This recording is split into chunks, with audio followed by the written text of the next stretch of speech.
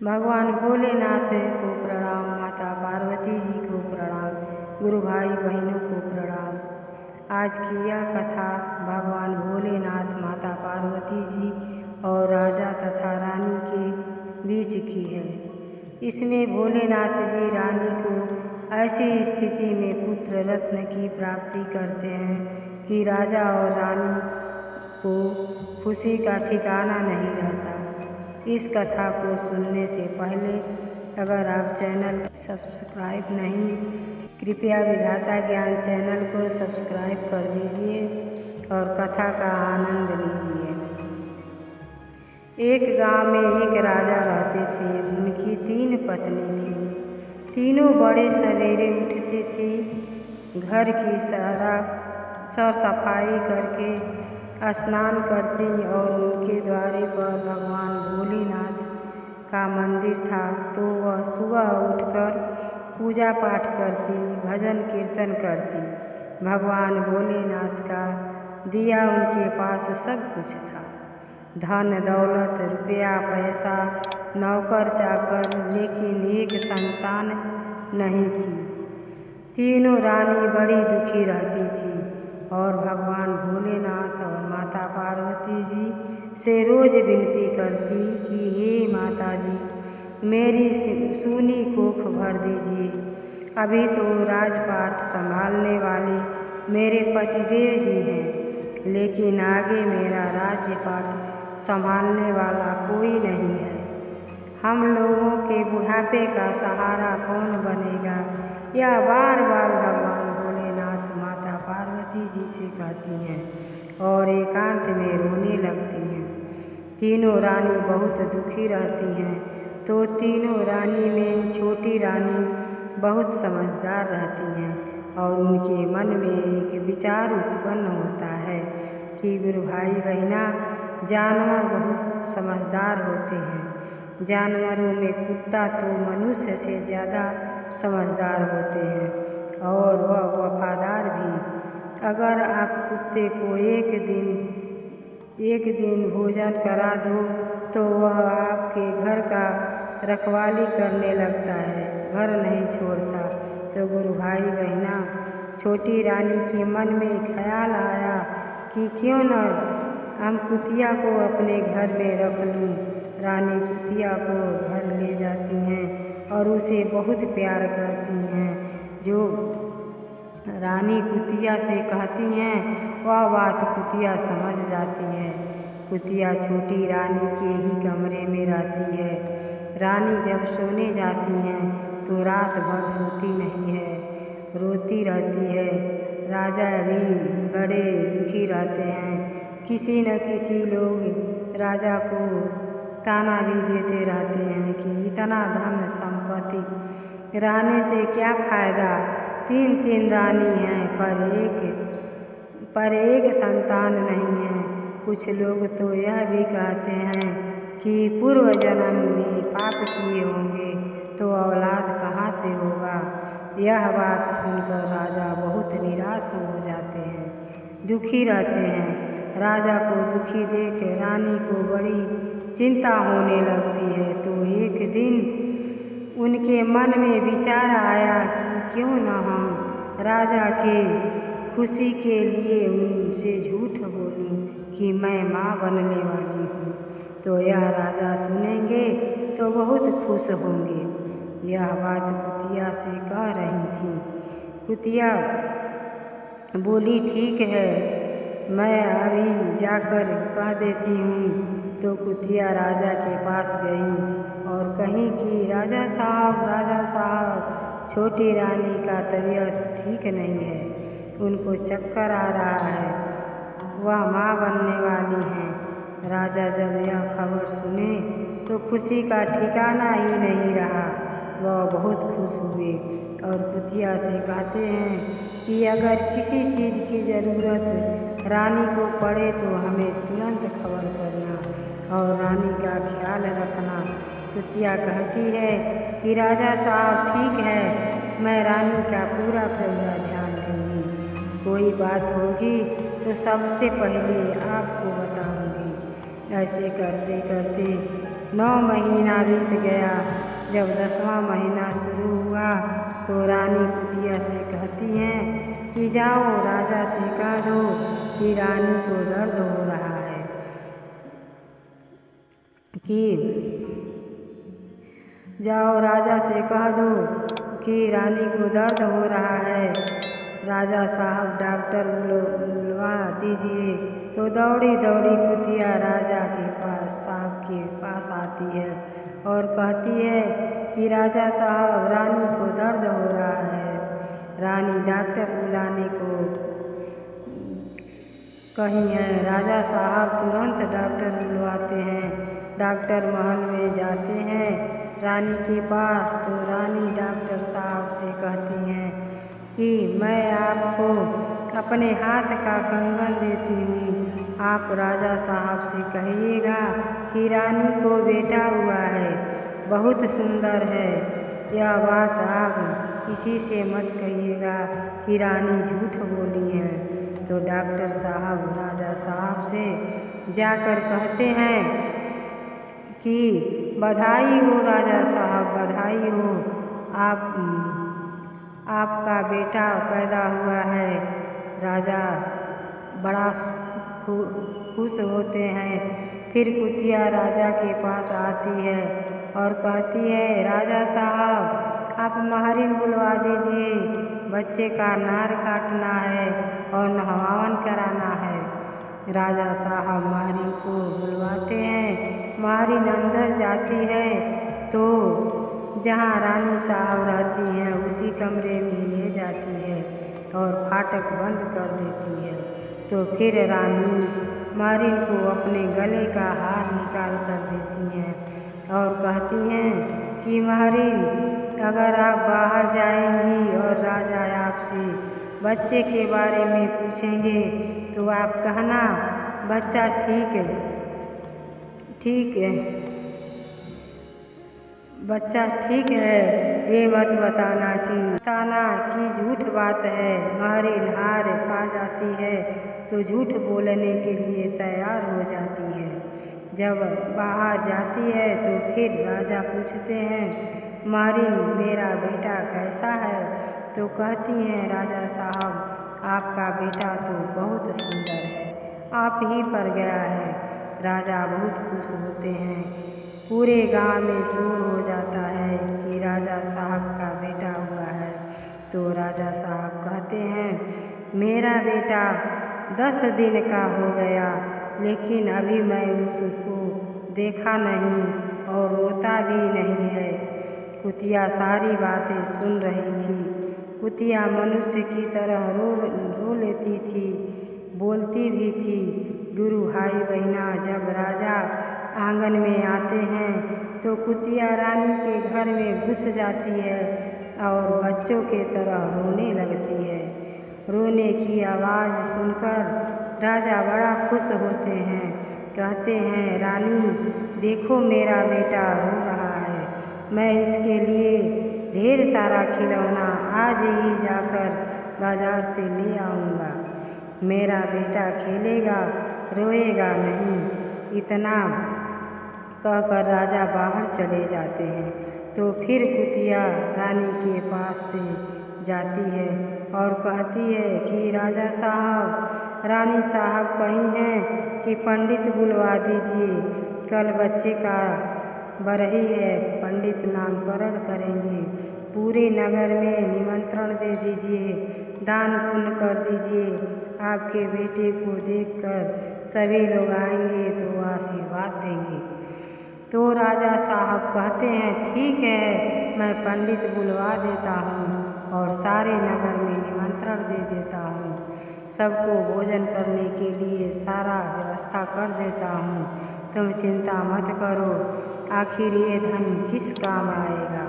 गुरु भाई बहना राजा साहब पंडित बुलवाते हैं। पंडित अंदर जाते हैं तो फिर कुतिया जाती है, रानी के कमरे का दरवाज़ा बंद कर देती है। रानी कमरे में पंडित से बातें करती हैं कि पंडित जी मैं आपको बहुत सारा रुपया पैसा दे रही हूँ, आप राजा से कुछ मत कहना। कि रानी झूठ बोल रही हैं, उन्हें कोई बच्चा नहीं हुआ है। राजा पूछेंगे तो कह देना कि बच्चा तो बहुत सुंदर है, लेकिन उनके ऊपर ग्रह नक्षत्र है। 12 साल आप अपने बेटा को नहीं देखेंगे क्योंकि दोष है। जब उनकी शादी हो जाएगी तब देखिएगा। पंडित को धन दौलत मिल जाता है तो वह झूठ बोलने के लिए तैयार हो जाते हैं और बाहर जाते हैं। बहुत खुश नज़र पंडित जी रहते हैं और कहते हैं कि राजा साहब, आपका बेटा तो बहुत सुंदर है, आप ही जैसा, लेकिन उनके ऊपर ग्रह नक्षत्र है। 12 साल आप अपने बेटे को नहीं देख पाएंगे।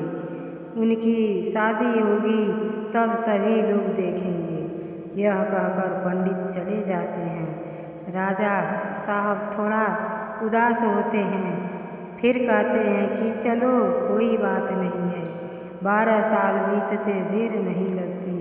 गुरु भाई बहना, जब 12 साल बीत गया तब राजा साहब के बेटे का दूर दूर से रिश्ता आने लगा। बहुत अच्छा रिश्ता आने लगा तो राजा साहब कहने लगे कि मेरा बेटा आपके घर बारात लेकर जाएगा, तभी आप लोग उसको देख पाएंगे। तो उनके समधी कहने लगे कि ठीक है, कोई बात नहीं है। शादी तय हो जाती है, तिलक बड़ा अच्छा होता है तो तिलक में कुतिया सूट बूट पहन कर बैठ जाती है और चादर से मुंह ढक लेती है। तिलक बड़ा अच्छा भी हो जाता है। जब रानी बड़ी चिंतित होती हैं कि भावर हम कैसे घूमेंगे, तो कुतिया कहती है कि रानी साहब आप चिंता मत करिए, मैं भावर आपके साथ घूमूंगी, डोली में मैं बैठूंगी, मेरा परछावन होगा। इधर रानी अंदर अंदर घबरा रही हैं और सुबह उठती हैं, भगवान भोलेनाथ माता पार्वती जी से प्रार्थना करती हैं कि माता पिता मेरी इज्जत बचाइए, नहीं तो मेरे स्वामी को यह पता चलेगा कि मैं इतना बड़ा झूठ उनसे बोली हूँ तो वह यह सदमा बर्दाश्त नहीं कर पाएंगे और प्राण त्याग देंगे।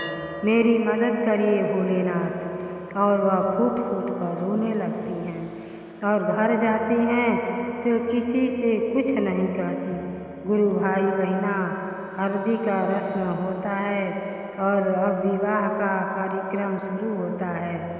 सभी नगर निवासी भोजन कर लेते हैं। परछावन होने लगता है तो फिर कुतिया सूट बूट पहनकर डोली में चादर ओढ़कर बैठ जाती है और रानी से कहती है, रानी साहब आप चिंता मत करना, मैं आपका नमक खाया हूँ, सब कुछ ठीक होगा। परछावन हो जाता है। बारात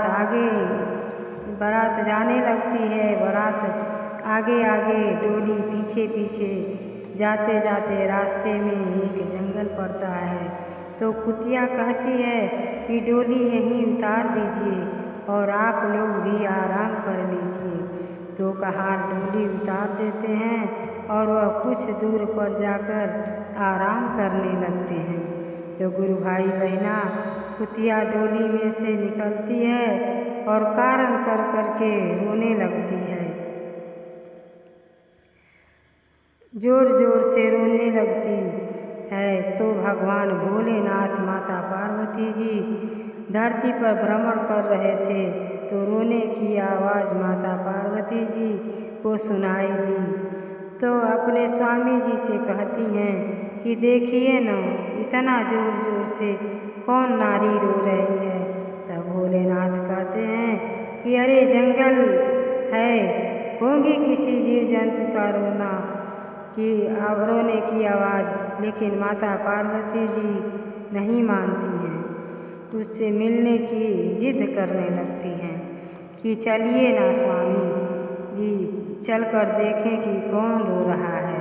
तब भोलेनाथ माता पार्वती जी कुतिया के पास ब्राह्मण स्त्री पुरुष बनकर जाते हैं और पूछते हैं कि क्यों रो रही हो, अपने दुख का कारण बताओ। गुरु भाई बहना, कुतिया समझ जाती है कि ये तो भोलेनाथ माता पार्वती जी हैं, यहाँ जंगल में दूसरा कोई नहीं आ सकता। तो माता जी का पैर पकड़कर रोने लगती है कि आई हो दादा, यह बुढ़िया हमारे बेटे को ना जाने क्या कर दी कि मेरा बेटा डोली में से गायब हो गया। अब हम क्या जवाब राजा साहब से देंगे। बारात द्वारे पर पहुंच गई है, लड़का का पता ही नहीं है। यही कहकर रोने लगी तो माता पार्वती जी को दया आ गया और वह भोलेनाथ से तुरंत कहने लगी कि इस अबला की इज्जत बचाइए, इसका लड़का वापस कर दीजिए, नहीं तो यह मर जाएगी, मुझे पाप लगेगा। भोलेनाथ धर्म संकट में पड़ गए और तुरंत 16 वर्ष के राजकुमार अपने शक्ति से बना दिए। कुतिया बहुत खुश हुई। फिर वहाँ से भोलेनाथ माता पार्वती जी अंतर ध्यान हो गए। गुरु भाई बहना कहार को बुलाने लगी कि जल्दी आओ, विवाह का मुहूर्त बीत जाएगा, कब पहुँचोगे। कहार दौड़ते दौड़ते आते हैं और देखते हैं कि राजकुमार को तो कहते हैं कि इसीलिए रानी अपने बेटे को छिपा कर रखी थी कि किसी की नज़र ना लगे। बारात द्वारे पर पहुंच जाती है, विवाह हो जाता है। जब राजा साहब अपना बेटा देखते हैं तो बहुत खुश होते हैं, अपार खुशी होती है। विवाह करके बारात वापस घर आ जाती है। इधर रानी सोच सोच कर व्याकुल हो रही हैं कि ना जाने क्या हो रहा होगा। वहाँ तब तक कुतिया रानी के पास आती है। तीनों रानी से कहती है, रानी अरे आप लोग जल्द तैयार हो जाइए, बहू बेटा द्वारे पर आ गए हैं, उतारेंगी नहीं। तब जल्दी से रानी पूजा की थाली लेकर बाहर निकलती हैं तो देखती हैं कि मेरा बेटा इतना सुंदर बहू के साथ, तो बहुत खुश होती हैं और घर के अंदर ले जाती हैं और सभी लोग बड़े खुश होते हैं। नगर में चर्चा होने लगती है कि इसी से रानी 12 वर्ष नहीं निकाली, इतना सुंदर जो है राजा का लड़का। तब जब सभी लोग अपने घर चले जाते हैं तो छोटी रानी छत पर कुतिया को ले जाती है और पूछती है कि ये सब कैसे हुआ। तो सारी बातें कुतिया अपने रानी से बताती है कि मैं जंगल में डोली उतार कर रो रही थी तो वहाँ शंकर जी माता पार्वती जी जा रही थी, तो मैं जोर जोर से रोने लगी। तो शंकर जी माता पार्वती जी एक बुढ़िया के रूप में मेरे पास आए तो मैं जोर जोर से रोने लगी।